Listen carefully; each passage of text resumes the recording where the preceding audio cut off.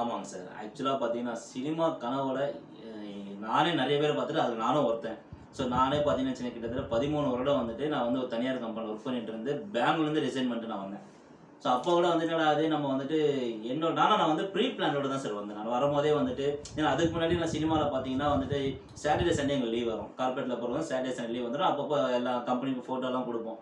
But நான் cinema துறைக்கு full and full இறங்க அப்படின்னு ஆசைப்படும்போது, ஏன்னா ஃபேமிலியோட நம்ம பார்க்கணும். ஃபேமிலின்னு ஒண்ணு இருக்கும்போது, நம்மளுக்கு இன்கமுக்கு என்ன சோர்ஸ் அப்படின்னு பார்க்கும்போது, நான் வந்துட்டு 3 இன் 1 ஒண்ணு யூஸ் பண்ணேன். என்ன யூஸ் பண்ணேன்னா, எனக்கு வந்து சின்ன வயசுலேருந்தே இந்த டான்ஸ் நம்மளுக்கு அது தெரியும்.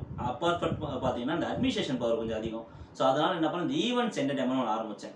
ஸோ அப்போ நம்மளுக்கு கூட வந்து பார்த்தீங்கன்னா, இந்த ஈவென்ட்ஸ் என்டர்டெயின்மென்ட் நம்மளுக்கு கொஞ்சம் கை கொடுக்குன்றனால, அதுவும் சேர்த்து அப்புறம் சினிமா ஆஃபீஸ் 3மே சேர்த்து நான் வளசரவாக்கத்துல வந்துட்டு ஒரு பெரிய ஸ்டுடியோ வச்சேன். ஸோ அப்படி இருக்கும்போது தான் எனக்கு சினிமா பக்கம் ஒரு பக்கம் டிராவல் பண்றது வசதியா இருந்தது.